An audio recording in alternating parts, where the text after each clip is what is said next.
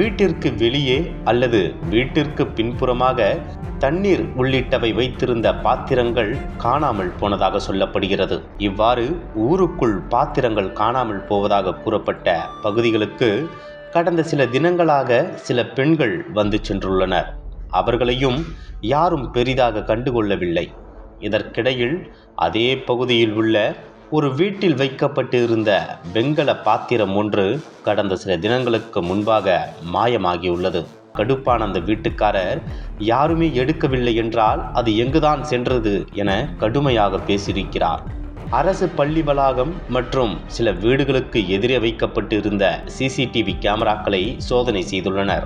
அப்போது இந்த பகுதிக்கு கடந்த சில தினங்களாகவே குப்பை பகுதிகளுக்கு சென்று பொருட்களை எடுக்கும் பெண்கள் யாரும் இல்லாத வீடுகளுக்கு எதிரே உள்ள பாத்திரங்களை சட்டென்று எடுத்துக்கொண்டு வேகமாக செல்வதும் தெரிய வந்துள்ளது.